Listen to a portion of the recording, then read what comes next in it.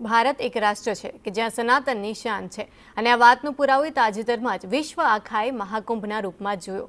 પરંતુ એક હકીકત એ પણ છે કે ભારતમાં પશ્ચિમી સંસ્કૃતિનું અનુકરણ પણ એટલું જ જોવા મળી રહ્યું છે. ત્યારે સંત, સુરા અને સાવજની ધરતી ઉપર સનાતનની અખંડ જ્યોતને પ્રજ્વલિત રાખવાનો પ્રયાસ થઈ રહ્યો છે.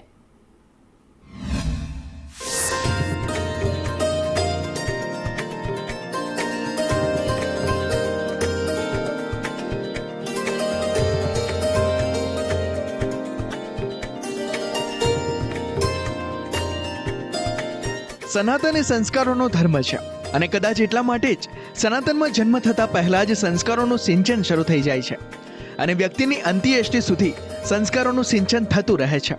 પશ્ચિમી સંસ્કૃતિ તરફથી આંધળી દોટના આ સમયમાં સનાતનને ટકાવી રાખવા માટે સંસ્કારોનું સિંચન જરૂરી છે. હિન્દુ શાસ્ત્રોમાં આવા 16 સંસ્કારોનો ઉલ્લેખ કરાયો છે. ભગવદ ગોમંડલમાં કરાયેલા ઉલ્લેખ મુજબ પ્રથમ સંસ્કાર ગર્ભાધાન છે. ત્યારબાદ પુંસવન, સિમંતોનિયન, જાતકર્મ, અન્નપ્રાશન, નામકરણ, નિષ્ક્રમણ, ચોલકર્મ, વેદારંભ, ઉપનયન, સમાવર્તન, સંન્યસ્ત, લગ્ન, વાનપ્રસ્થ અને અંત્યેષ્ટિ. આ 16 સંસ્કારો માટે વ્યાસ સ્મૃતિમાં એક શ્લોક પણ છે અને આ 16 સંસ્કારો પૈકી 10 સંસ્કારોનું સિંચન નડિયાદ સ્થિત સંતરામ મંદિર દ્વારા છેલ્લા 12 વર્ષથી નિઃશુલ્ક તપોવન ગર્ભ સંસ્કાર કેન્દ્ર ચલાવવામાં આવી રહ્યું છે. હિન્દુ સંસ્કૃતિના 16 સંસ્કારો પૈકી 10 સંસ્કારોની વિધિ અહીંયા કરવામાં આવે છે. તેમાં ગર્ભાધાન સંસ્કારથી લઈને એક વિદ્યારંભ સંસ્કાર સુધીના સંસ્કાર અહીંયા કરવામાં આવે છે. આ 16 સંસ્કાર પૈકી ગર્ભધાન સંસ્કાર એ મનુષ્ય માટે અતિ મહત્વનું છે. દરેક માવતર એવું ઈચ્છે છે કે પોતાનું બાળક તેના કરતાં પણ શ્રેષ્ઠ હોય અને તેમની આ ઈચ્છાને મહદઅંશે પરિપૂર્ણ કરવા માટે ગર્ભધાન સંસ્કાર અતિ મહત્વનું છે. કદાચ એટલા માટે જ નડિયાદ અને આસપાસની મહિલાઓ ગર્ભવતી બનતાની સાથે જ આ સેન્ટરમાં ગર્ભધાન સંસ્કાર માટે આવે છે. સંચાલકનો દાવો છે કે 12 વર્ષમાં 9000થી વધુ મહિલાઓએ આ કેન્દ્રમાં ગર્ભધાન સંસ્કાર મેળવ્યા. એટલું જ નહીં, ગર્ભધાન સંસ્કાર બાદ બાળકમાં દેખાતી તેની અસરોનો અનુભવ કર્યા બાદ કેટલીક મહિલાઓ એક કરતાં વધુ વખત અહીં ગર્ભધાન સંસ્કાર માટે આવી રહી છે. પહેલાં તો મારી આ સેકન્ડ પ્રેગ્નન્સી છે અને આ હું સેકન્ડ ટાઈમ આવું છું. ફર્સ્ટ ટાઈમ મારે બાબો છે, એ વખતે પણ હું અહીંયા આવી હતી અને એ વખતે મને એટલા બધા બેનિફિટ્સ અહીંયાથી થયા છે, જેમ કે હું મારા બાળકથી વધારે અટેચ થઈ હતી. બીજું છે કે મારા બાળકમાં ઘણા બધા એવા ગુણો છે જે આજકાલના બાળકમાં હું નથી જોતી અને બીજાના બાળકો જ્યારે કમ્પેરિઝન કરું મારા બાળક સાથે ત્યારે મારું બાળક એકદમ મને સિન્સિયર લાગે છે, એક્ટિવ લાગે છે અને એનામાં ક્રિએટિવિટી પણ એટલી જ છે. અહીંયા અમને એક વિઝ્યુઅલાઇઝેશન ચાર્ટ બનાવડાયું હતું, જેમાં અમને એવું કીધું હતું કે તમે જે વિચાર કરશો એવા જ તમને તમારા બેબીમાં તમને બધું જોવા મળશે. અને મેં જેવું વિચાર્યું અને મને મારી બેબીમાં એ જ બધા બેનિફિટ્સ અને જે મને જોઈતું હતું મારા બેબીમાં એ મને હમણાં જોવા બધું મળે છે. એની આઈઝ, એના હેર્સ, એ બધું વિઝ્યુઅલાઇઝેશન ચાર્ટથી મને બહુ જ ફરક પડ્યો છે. ત્યારે અહીં સવાલ થવો સ્વાભાવિક છે કે આખરે એવું તો શું કરાવવામાં આવે છે કે જેના કારણે બાળકના વિકાસમાં વૃદ્ધિનો અહેસાસ થાય છે. ત્યારે એનો જવાબ પણ તેના સંચાલક પાસેથી જ સાંભળીએ. જ્યારે દીકરીઓ અહીંયા આવે છે એનો સમય છે બપોરે 1 થી 5. આવતાની સાથે જ દીપ જ્યોતિ પ્રાર્થનાથી અમે શરૂઆત કરીએ છીએ. ત્યારબાદ અમે બ્રેઇન એક્ટિવિટી આપીએ છીએ. આ બ્રેઇન એક્ટિવિટી આ 9 મહિનાની દરેક દિવસની જુદી જુદી હોય છે, જે રિપીટ કરવામાં આવતી હતી. તો બ્રેઇન એક્ટિવિટી શા માટે કરવામાં આવે છે? તો બાળકના બૌદ્ધિક વિકાસ માટે તેને આ બ્રેઇન એક્ટિવિટી અમે આપવામાં આવે છે. ત્યારબાદ રીડિંગનું સેશન કરવામાં આવે છે. રીડિંગનું સેશન એટલા માટે કરાવીએ છીએ કે બાળકની એકાગ્રતાના ગુણો તેનામાં વિકસે. તેના માટે એક રીડિંગનું સેશન પણ અમે 20 મિનિટનું રાખ્યું છે. ત્યારબાદ ટીવી દર્શન. ટીવી દર્શનમાં હાલ અમે શ્રી સંતરામ ગાથા, રામાયણ, આ બધી સિરિયલો અમે એ લોકોને દેખાડીએ છીએ, જેથી આ બધા જે કંઈ પાત્ર છે સિરિયલમાં એ દરેક પાત્રના ગુણ આવનાર બાળકમાં આવે. તેથી એક ટીવી દર્શનનું પણ એક સેશન અમે રાખેલ છે. ત્યારબાદ ધ્યાન, પ્રાણાયામ, યોગાસન અને યોગ નિંદ્રા પણ કરવામાં આવે છે. ત્યારબાદ અમે સાઉન્ડ હીલિંગ થેરાપી, જેને નાદ દ્વારા ગર્ભ સંસ્કાર કહેવામાં આવે, એટલે બાળકના સબકોન્શિયસ માઇન્ડ ઉપર પોઝિટિવ સાઉન્ડ સાથે પોઝિટિવ પ્રોગ્રામિંગ કરવામાં આવે છે. ત્યારબાદ પૌષ્ટિક નાસ્તો આપીને અમે એમને તપોવનમાંથી એમને એ સમય પૂરો થાય છે, એમને 1 થી 5નો.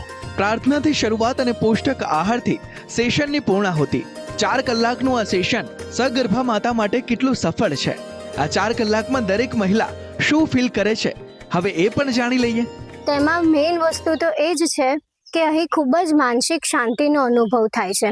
અહીં જે 1 થી 5નો ટાઈમ છે એ 1 થી 5 દરમિયાન જે કહેવા જઈએ કે ગર્ભવતી સ્ત્રીને ઘણા બધા તકલીફ થાય છે, શારીરિક માનસિક બહુ બધી, પણ અહીં આવતા એ દરેક તકલીફ એવું લાગે કે જાણે એ બધી તકલીફ ગાયબ થઈ જાય છે.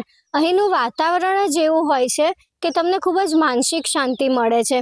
અને મારો પર્સનલ એક્સપિરિયન્સ કહું તો જ્યારે રવિવારે અહીંયા રજા હોય છે તો રજાના દિવસમાં મને ઘરે બાળકની જેટલી મુમેન્ટ ફીલ નથી થતી એટલી મુમેન્ટ મને અહીંયા 1 થી 5 દરમિયાન મારા બાળકની મુમેન્ટ ફીલ થાય છે. અને આ 100% પર્સનલ સાચો અનુભવ છે.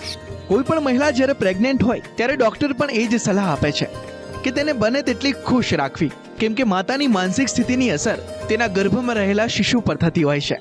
ત્યારે અહીં આવતી મહિલાઓ પણ એ જ કહી રહી છે કે અહીં એક અલગ પ્રકારની પોઝિટિવિટીનો અહેસાસ થાય છે. જો કે કેટલીક એવી પણ મહિલાઓ હતી કે જેણે અન્ય લોકો પાસેથી આ કેન્દ્ર વિશે જાણ્યું હતું અને એ વાતો પર વિશ્વાસ કરીને અહીં ગર્ભધાન સંસ્કાર માટે આવી હતી. ત્યારે એ બહેનનું શું કહેવું છે, હવે એ પણ સાંભળીએ. બીજા બધાના નોલેજ થ્રુ મને ખબર પડી કે અહીંયા ગર્ભ સંસ્કાર કેન્દ્ર ચાલે છે, એટલે મેં પણ જોઈન કરવાનું વિચાર્યું, જેના કારણે મારું આવનારું બેબી છે એ એકદમ સાયલેન્ટ, પીસફુલ, એની એક્ટિવિટીઝ છે, એનું બ્રેન ડેવલપમેન્ટ છે એ બધું સારું થઈ શકે છે. એનામાં બીજા બેબીઝ જેવા ક્વોલિટીઝ ના આવે, જેમ કે ગુસ્સો છે, એંગર ઇશ્યુઝ છે, કોઈને સામે ગમે તેવા રિપ્લાય આપવા, એવું બધી ક્વોલિટીઝ મારા બેબીમાં ના આવે. એટલે મેં આ સેન્ટર જોઈન કર્યું છે. અહીંયા બધી ડિફરન્ટ એક્ટિવિટીઝ બી મળે છે, જેના કારણે બેબીનું બ્રેન બી સારી રીતના ડેવલપ થઈ શકે છે. ટૂંકમાં કહીએ તો માનવી માટે ગર્ભધાન સંસ્કાર એ સૌથી અગત્યનું છે અને સંતરામ મંદિર દ્વારા છેલ્લા 12 વર્ષથી ખૂબ સારી રીતે આપવામાં આવે છે.